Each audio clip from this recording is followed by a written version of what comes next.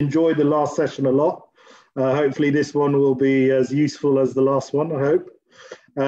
So from my point of view, I've been asked to talk about revision knee. I'm starting with the basics and then we will work up. So from my point of view, the principles of knee revision are very simple. I've put in red the most important bit. The most important bit in any revision knee is preoperative planning. You know what you're going to do, you know what to expect, then the knee replacement, the revision will be simpler. If you go in there not knowing what you're going to do, you will run into significant problems. And with any revision surgery, it's not about having plan A, but also having plan B, C, D, and E. So when we look at any knee replacement, we need to work out why we're doing it. That's really important. And then how we're going to approach that knee. So incision and approach is number one. How we're going to take the implants out. Debridement, whether it's for infection or not, is an important part of any knee revision. Getting the knee right and balancing it, and then managing the defects, which most people get excited about, but is not as exciting as we all think it is. It's very simple. And then the important bit is putting in the implant. So with the planning, the most important thing, like I said, is the reason for revision. So obviously the common causes are common. Infection is obviously number one, and then aseptic loosening is number two, generally in the UK, certainly. So those are the two that you need to think about how you're going to manage. So if there's infection, then your main goal in the revision is to deal with the infection, whether that's a single stage or a two-stage revision, versus something with aseptic loosening where you're going to have bone loss as a result of the implants being loose, mobile, and may cause fractures, may cause bone defects, and therefore, from your point of view, you need to be able to have a system and a way of thinking when you're doing these operations to deal with that. Instability is important as well, and probably the most important thing to examine in the clinic. The reason for that is that will determine what level of constraint that you're going to use for your revision knee, and we'll come to that in a bit. Remember the most important thing, whether it's malalignment, instability, loosening, stiffness, they could all occur with infection as well. So always, all revisions, make sure your implant is not infected, because the worst case scenario is to do a beautiful operation and then find out that you've got infection in it, and it's very important. So in the UK, this is a table from what we call our National Joint Registry. It looks at the reasons for failure and the reasons for people doing single stages. Actually, overall, you can see the biggest number here. Overall, the biggest numbers are aseptic loosening, instability, and then for people who do two stages, obviously that 75% of the time that's done for infection, okay? So it is important in this scenario that you work out exactly why you're going in there and always think about infection. So your primary goal of your revision is to provide stability to the patient. So whatever you do, the knee must be stable. Following that, function, which comes with range of motion and patella tracking. And naturally, if you restore the alignment, you'll get the two above as well. You'll get the range of motion and stability. And the important thing at the end is for it to be infection-free. So from my point of view, stability means what level of constraint do you need to ensure that the knee is stable. So that comes with the assessment of the ligaments, assessing the level of constraint in the implant you're revising, and the deciding how you're going to constrain your knee. So generally in a revision practice, you aim for one level above. Okay, so if you've got a CR knee, then you want at least a PS, if not a high post semi-constrained type knee replacement. If you've got a high post already, then you may have to think about proceeding on to a hinge type knee replacement. But generally, as a rule, you're looking for one level of constraint above. But remember, with constraint comes downsides. The more constraint you put onto a knee, the more bone stock you will lose. So a hinge typically has significant bone stock removal for either the box that the hinge is in or a big cut off the back to accommodate the hinge. And this also means that you end up applying more stresses to the bone cement interface at the stems or the sleeves or whatever you may be using, which means that you get an earlier loosening and a shorter survivorship with a revision knee. So always find the balance between your constraint and your bone stock. So level constraint, like I mentioned, you've got the CR, which is your least constrained knee, your PS, followed by your semi-constrained, which can be a high post or a even more congruent polyethylene. And then you've got your rotating hinge or endoprosthesis, where you have a link between the two systems. So you've got a join between the tibia and the femur, and obviously the most constrained is an arthrodesis. So for those who don't know what a semi-constrained is, so you can have either a high post, which is what most of us think about, so a bigger, taller post that controls stability, valgus and varus in the coronal plane. But you can also get a much more congruent poly, like I mentioned. So you can see here how the poly provides that additional stability.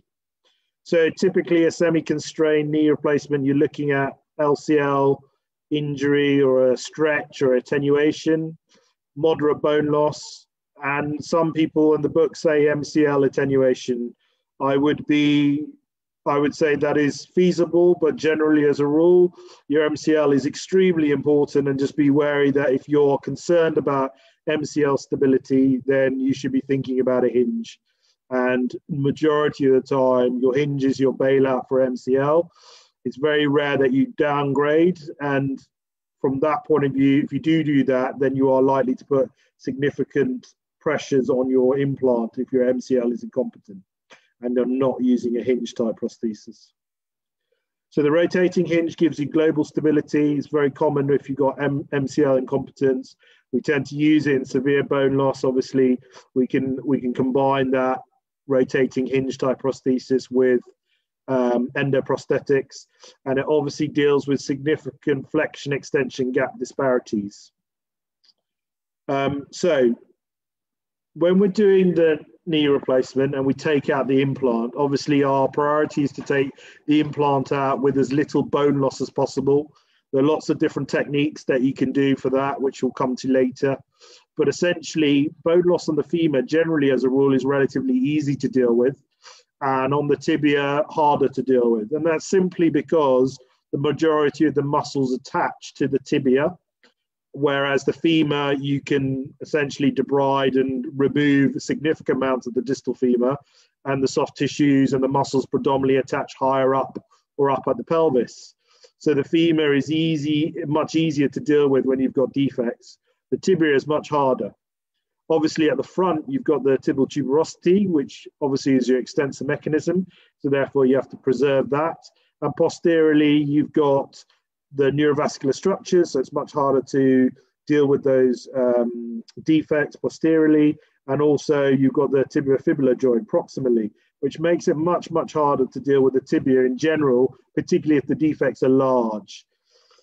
Our ways of dealing with the defects are, we've been dealing with defects for many years, but in modern times, we have lots of new fancy gadgets that we can use. So we can replace or fill the defect with metal, we can fill it with cement, or we can fill it with bone graft. And I put brackets around bone graft because in this day and age, bone graft is becoming less used, and the reason simply is that we do know that bone graft can resorb, and you can lose the stability that the bone graft initially provides, and the bone graft can fail as well. So from that point of view, that we're slowly, a lot of knee surgeons are moving away from bone grafting. So with a bone defect, we tend to discuss it with whether it's contained or uncontained, whether we're going to fill the defect or we're going to ignore it and bypass it. So those are your general rules with any defect. How are you going to deal with it? Firstly, is it contained? I.e., is it rounded? Can you fill it without the contents that you're going to fill with leaking out? So this is similar to any defect. So when you talk about the acetabulum, we all know Proproski's classification, which is very complicated and difficult, but actually his classification is very simple. It's where is it contained, is it uncontained? And that gives you a flow chart as to how you're going to deal with that defect. So from our point of view, if we're going to fill it, we can fill it with cement, we can put bone graft in, we can put an augment in, which is essentially like a metal wedge or a block, that will fill the hole, or you can use something called a cone, which we'll come to. The other option is to ignore it. So we have lots of defects proximally here on this X-ray, and we can essentially ignore those defects and use this part, the metaphysis, to hold the knee implant and ignore these defects and bypass it. So we're not relying on the proximal bone to hold our knee replacement, so we can bypass it. So fixation-wise, from my point of view, this is probably the most important paper from your point of view when thinking about how to deal with a knee replacement. We define the fixation of a knee replacement, a revision, by the zones. So we have zone 1, which is the joint surface, zone 2, which is the metaphysis, and zone 3, which is the diaphysis. So in a revision setting, we ideally want 2 zones of fixation. So typically in a revision scenario, zone 1 is compromised. So here you can see that the bone distally has disappeared, particularly here laterally. So therefore we can't rely on zone 1 for fixation. So we have to go to zone 2 and zone 3.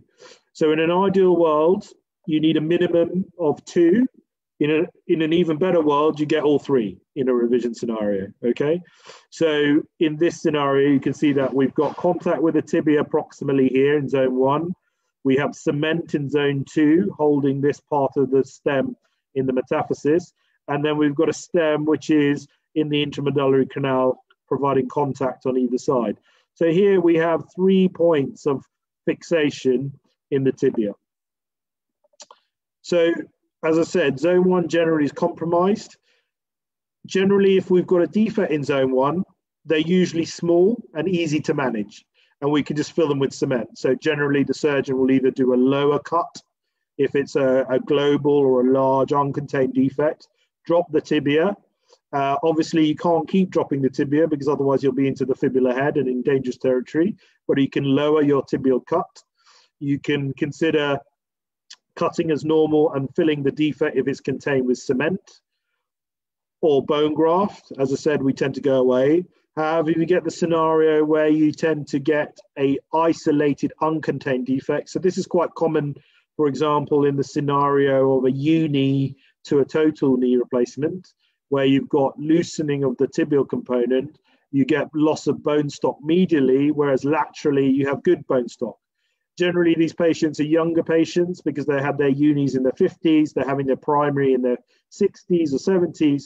So you want to preserve bone stock. You can't cut down at the level of where this augment is because you will lose a lot of proximal tibia and you'll compromise the tibial tuberosity attachment. So what we do is we maintain our bone stock laterally, we cut, make a step cut as we call it, and apply an augment to that medial defect. And that allows us to get, again, a zone 1 fixation, even though that's with an augment. We have bony contact alone zone 1, and then we cement distally to get zone 2.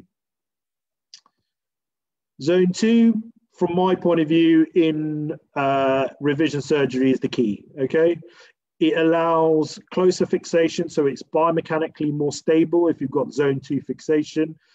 If you get good hold in the metaphyseal zone, you can adjust your joint line much better, it's more accurate.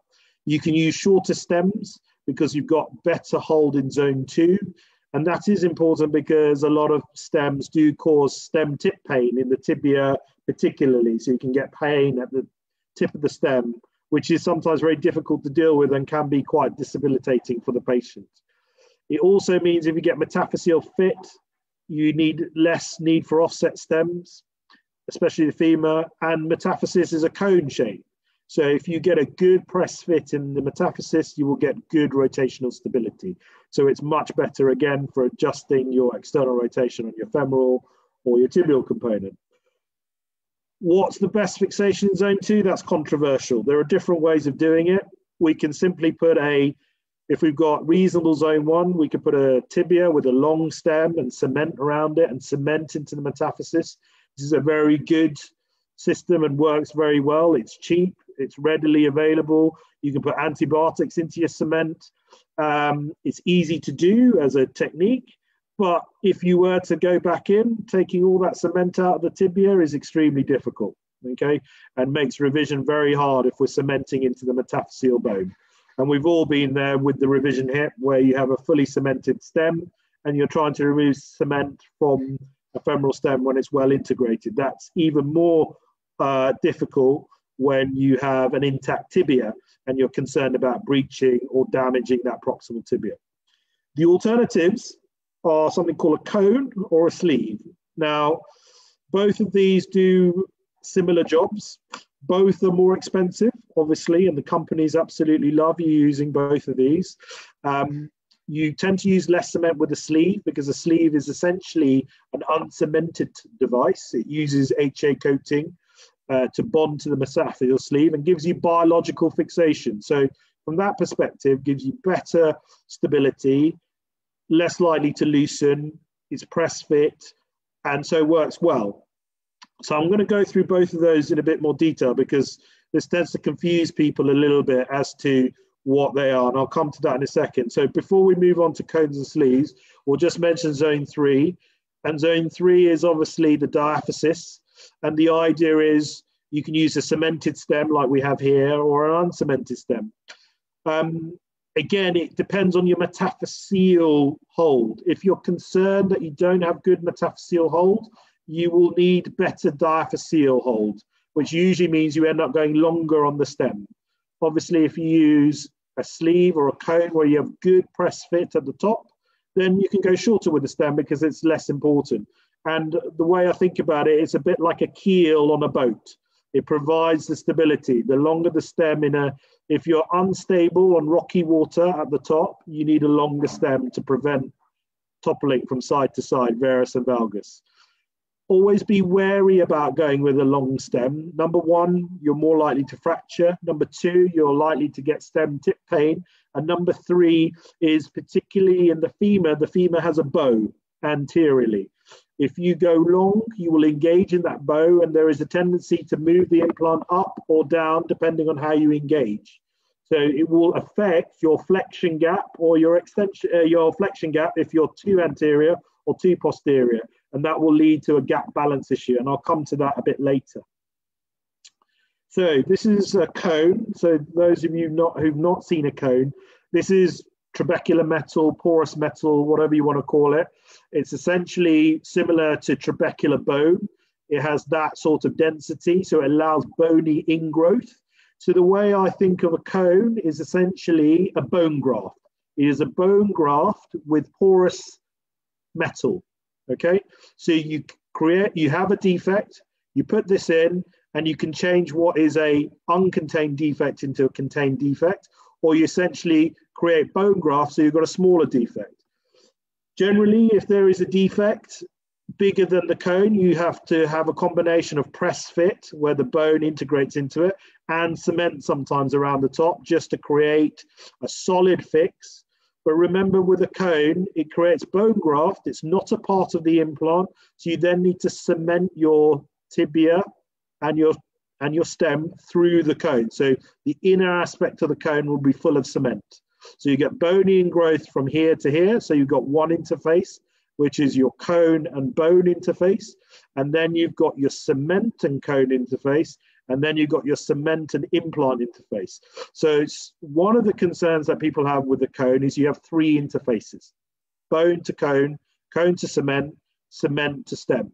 Okay, so this creates a bit like a composite beam in a hip. You have lots of different interfaces that potentially could go wrong. So people are worried, and obviously you then fill this whole vacuum or void with cement. So again, you get the benefits of cement and the disadvantages of cement. A sleeve is very different. So a sleeve is essentially a part of the implant. Okay, so it is the implant. Okay, so a cone is a bone graft, and then you cement the implant into that bone graft. The sleeve is part of the implant. So when you try and remove it or take it apart or have to put it together, the sleeve is essentially the implant. So the way I look at it is a bit like a karai hip. I know many of you may have done uncemented hips. You can see the jagged edges that you normally would see with an uncemented hip prosthesis. And this is a press fit type effect. So a bit like the top of a hip replacement when you place the stem in, you push it out until you get full contact. The way we test the sleeve is essentially bang it in, and then with the handle that you're holding, with the sleeve in, you pull up or pull across out and see if the sleeve holds. If the sleeve holds, you've got good enough control. So the initial part of when you put them in, it's press fit. But like a hip replacement, there is HA coating proximally, and the HA coating will then create a bony bond after 2 weeks or more. So it's more expensive, but you see this beautiful shape that you get in the tibia here, where you get these jagged edges, which gives you that amazing press fit and rotational stability. They're generally oval, not round. That oval shape gives you the ability to get good rotational stability. So a round sleeve would rotate. This is much harder to rotate. It gives you significant metaphyseal contact. So you've got contact all the way. But generally, we only use proximally coated because obviously if we ever had to remove it, we don't want this bonded all the way down to here, which would be difficult. And generally, because you've got such a good hold at the top, the stems can be shorter. And therefore, you get all the issues. You don't get all the issues that you would normally get. So here's a sort of difference between the two. So you can see that here, the stem, the tibia, and the sleeve are all as one. Here, actually, the cone here is completely separate and needs cement inside this to hold this construct into the bone graft. So you can see an example of a different cone in the femur going in and trying to deal with an anterior defect and maybe even a condyle defect by giving these two flanges on each side. So, like I said, the sleeve looks like a karai. This is my attempt at trying to draw a sleeve. You can see smooth, jagged edges on either side, okay? With the defect in the sleeve, we basically ignore it. So in this diagram, which is from the Optec, you can see that actually the bonding is here, and all this defect here is not relevant. We have good hold here, we have good hold here, we have good press fit here, and actually, amazingly, a sleeve works on the principle that it is ovoid, so it needs medial to lateral fit. If there's a defect anteriorly, posteriorly, both in the tibia or the femur, a sleeve will still hold. So sleeve requires the condyles, but you can have a large anterior defect and a sleeve will still do the job. So it's very good as long as you've got medial to lateral support. So here's an example from my point of view of the different ways of using a sleeve. So remember my zones of fixation. So we haven't got a zone 1 here. We've got zone 2 fixation here and zone 3 fixation. In this scenario, which I don't normally use, we have zone 1 and zone 2. This is a very expensive way of doing it. In this scenario, a tibia, proximal tibia with a stem would have been just as sufficient as a sleeve with a stem. So typically, if your zone 1 is okay, most of us will use zone 1 and zone 3. So we use that keel, like the ship, the keel analogy. We've got a long stem, provide coronal plane stability of varus valgus to our tibial tray. So we use a stem and a tray, and we use cement to ensure we've got a good zone 1 fit. And very occasionally you get a scenario where you need to use all 3 zones. And if you get the benefit of all 3 zones, that's a fantastic operation. You've got cement that builds your tray, zone 1, you have a sleeve, zone 2, and you have zone 3 stem. But you can see the stems can be shorter and don't need to go longer because we've got such good hold you can see that on the lateral view, how good a press fit we've got. So even though in this view, it looks like the sleeve is smaller, actually we get fantastic hold without having to go right out to cortical bone. We do not need to go all the way to cortical bone. So we can leave some of the metaphyseal bone, which means that if we do come to a revision and we remove it, we can still go bigger. Tibia, we've mentioned, is difficult. There's lots of classifications looking at this, but essentially the tibia is difficult because obviously we've got the metaphysis, diaphysis, and we've got the tibial tuberosity at the front, which is the main part of any knee replacement, is the extensor mechanism.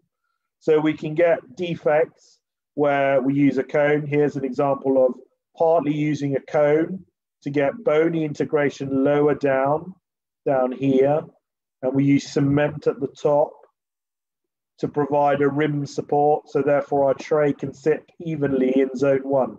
So we're going to have zone 1 fixation with cement on top of this cone.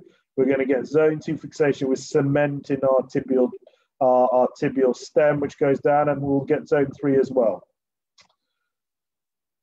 Amazingly, we can get horrible x-rays like this. This is one of my specials. You can see how much bone loss we have. We have a non-union of the tibial tuberosity from an infection and a traumatic injury. And yet we've managed to put a sleeve in and get bond and bind here, amazingly. And it works really well, despite the fact that you would say that there is not a lot of proximal tibial bone there, but the sleeve is very good at achieving bonding.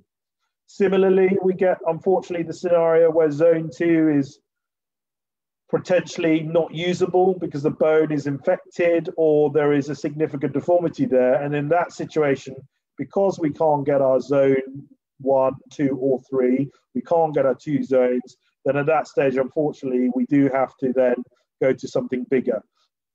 This is why endoprostheses are still under consideration, because what you're relying on is only a zone 3 fixation with cement.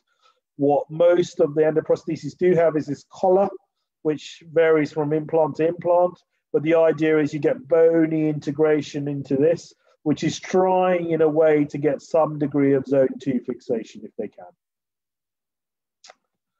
So I'm just going to talk very briefly about a knee replacement, revision knee, and how I approach it.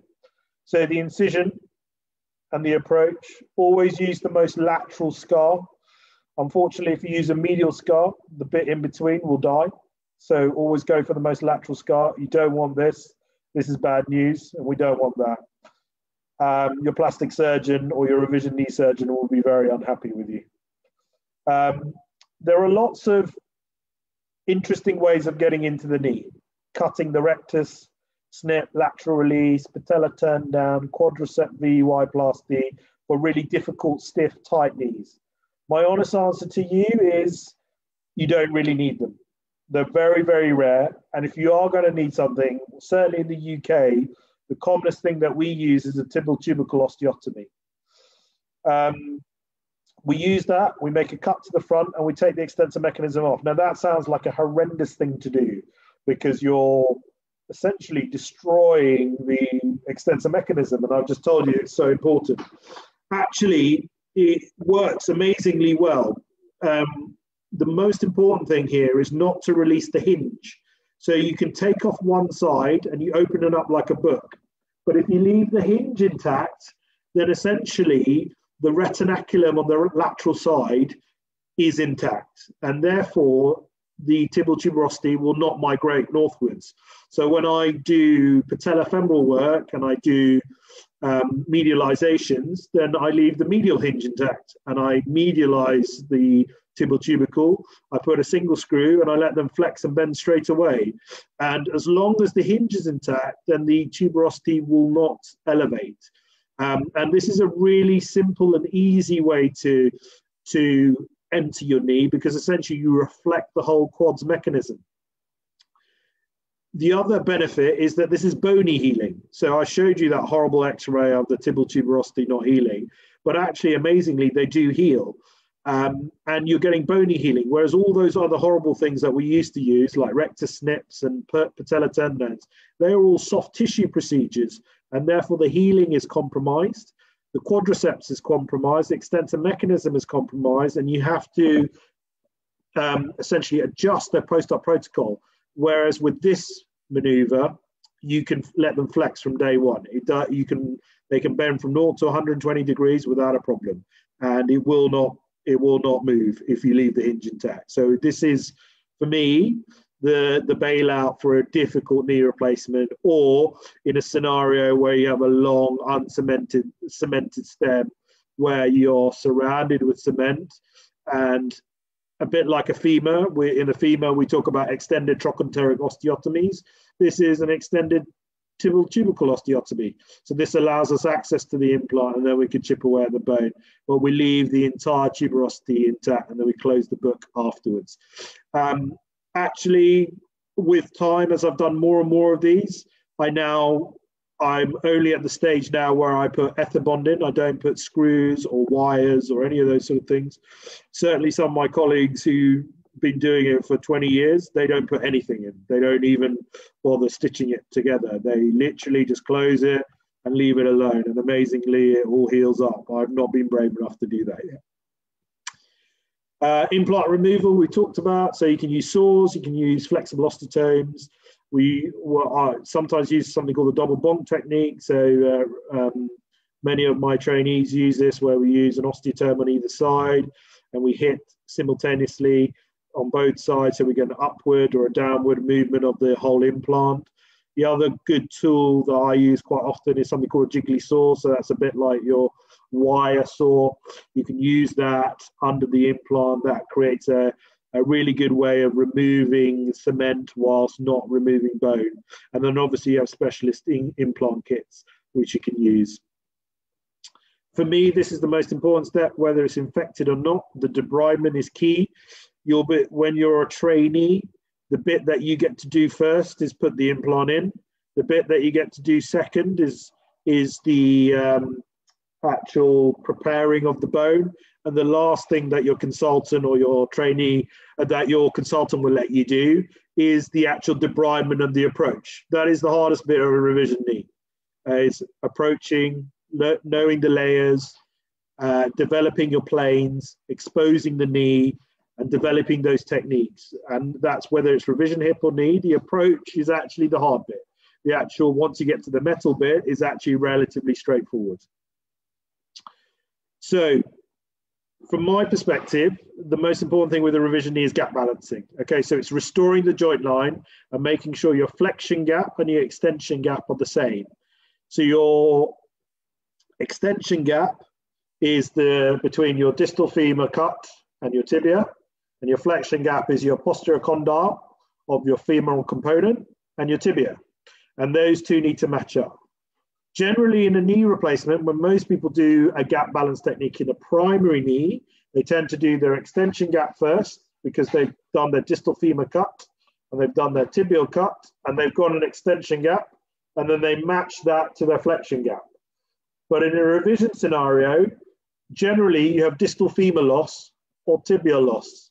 So it's difficult to judge your extension gap. So therefore, most people go to their flexion gap first. And we'll go to that in a second. So when you start with any revision knee, always look at the size of the implant you're about to take out. Generally, as a rule, the implant you're taking out is usually, you will know whether it's undersized, oversized, or the correct size. So the minute you know that, you know your front to back diameter of your femur straight away, which allows you to guesstimate your flexion gap. So if this was a size 4 PFC, then my equivalent in my revision system is the size of the femur that I'm going for. So I then already have a good idea of what my size of my implant this way is, and therefore I have a better idea of what my flexion gap is. Similarly with the tibia, you want to know roughly what it is. If you have malalignment, then actually when you go into your knee replacement, you will know where your defects are going to be. So if your tibia is malaligned, you know that when you make your tibial cut, you're going to have to take more bone off laterally here to get this tibia to be straight and down the fairway. Obviously, when you make that cut, like I said before, ideally you want bone preserving. So rather than making this blue line cut and cutting the collateral here, the LCL, we go for a slightly higher cut. So we take less bone off the lateral side, and rather than taking bone, we try and build up the medial side. So here we could use an augment, here you could use a sleeve, we could use whatever we want to lift up the joint line and therefore take less bone off the lateral side. So again, these are the techniques we use, the devices we use to allow us to preserve bone, particularly on the tibia side. Remember, malrotation is really important. One of the commonest reasons for a painful knee replacement is internal rotation of the component. And as you all know, that's typically common in the valgus knee because you have a hypoplastic lateral femoral condyle. Most people reference off the posterior condyles. This condyle in a valgus knee is deficient. So if you then apply your condyles here and you rotate 3 degrees to that, your component will still be internally rotated. So when you come to the revision scenario, guess what? If it's internally rotated, your flexion gap is at an angle, which means this bone here in the blue triangle is missing.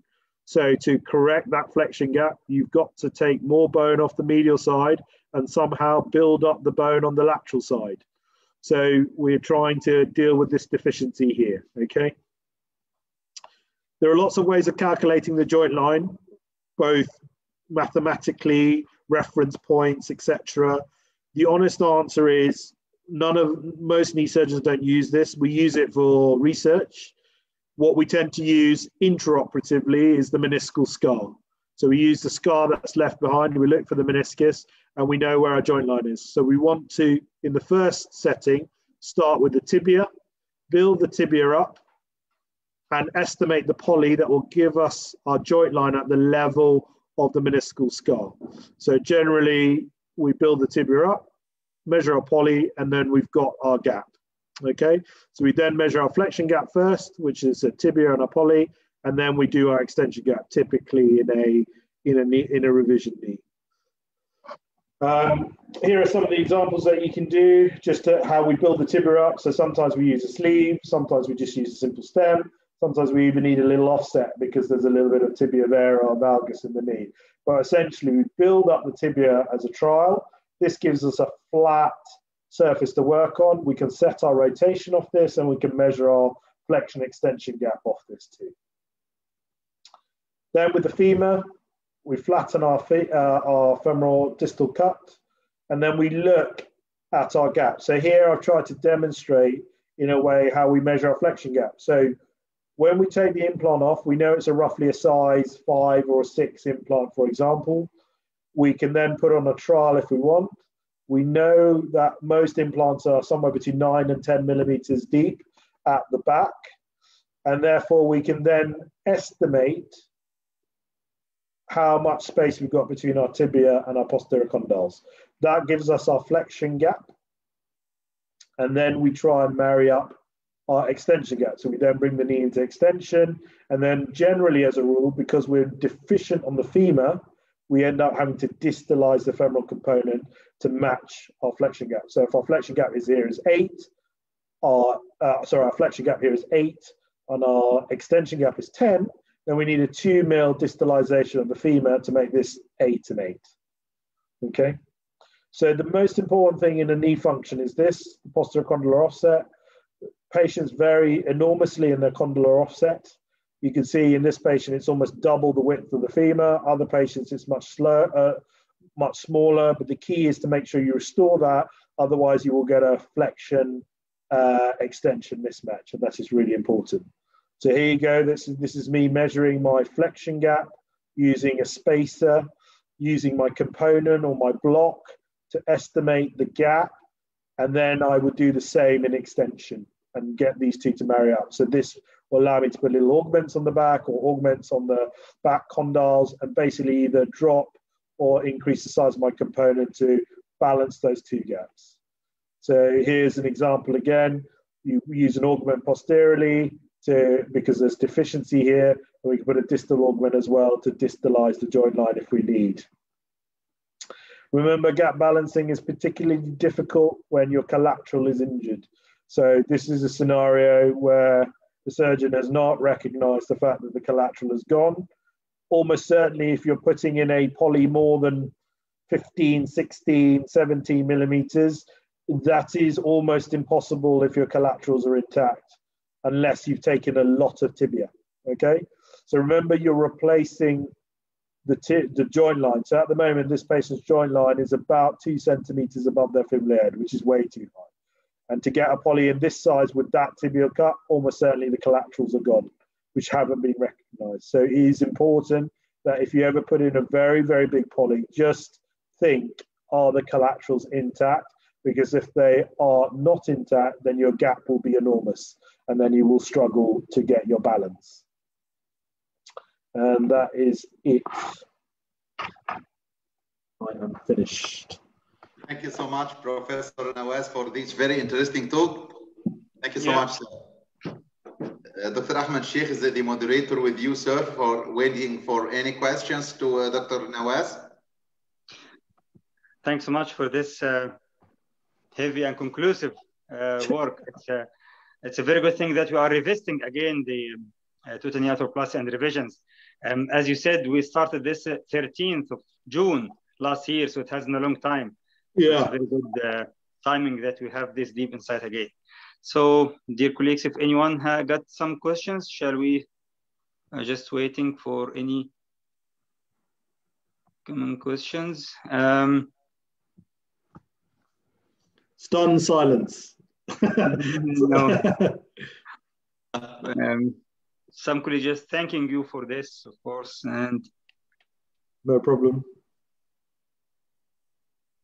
No questions. Very good. That means I've done my job properly. I've taught them how to do a revision knee.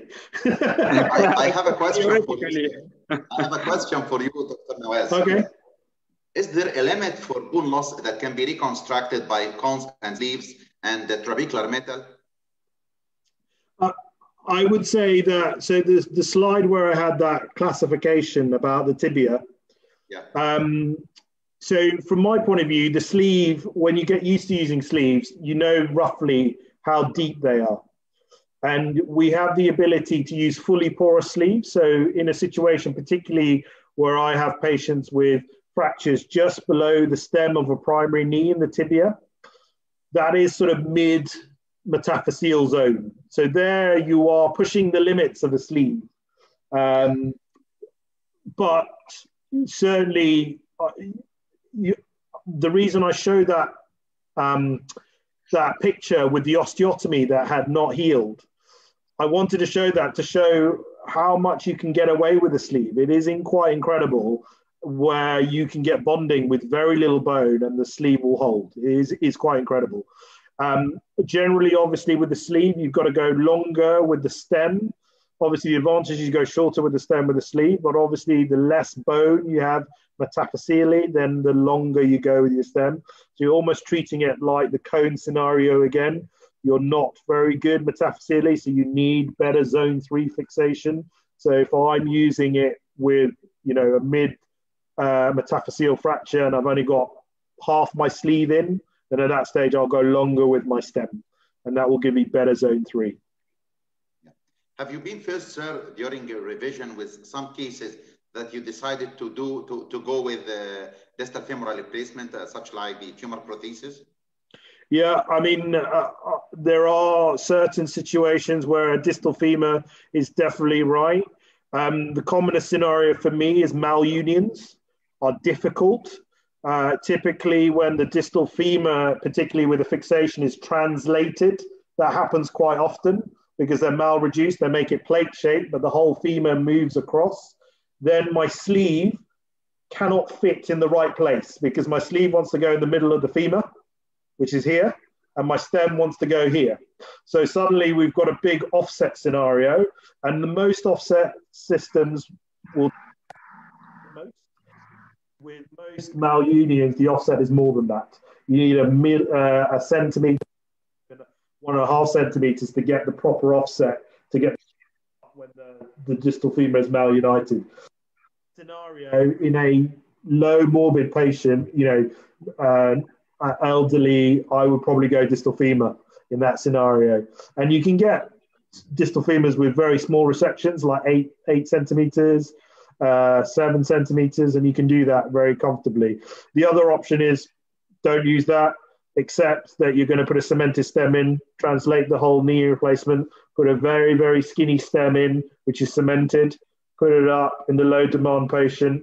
Therefore, even though the stem, the shaft is here and the femur is here, you can still sneak the stem up, cement the whole thing into a big metaphyseal, and you can get away with it in that scenario with a short stem.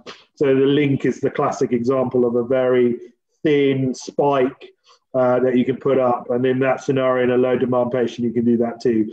Obviously, a very big cement mantle means that it's likely to get loose. So that's not an implant that's going to last 10 years. That's an implant that will last you 2 to 3 at most in a low demand patient. So that is your elderly, high comorbid, not very mobile situation. If you want good fixation, then actually in that scenario, distal femur is probably better.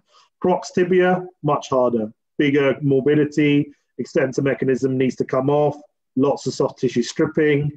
Might need a plastic surgeon to cover the defect because obviously you haven't got bone over the front or the side. So it's a much more morbid operation of proximal tibia. A distal femur, I do very often for distal fractures.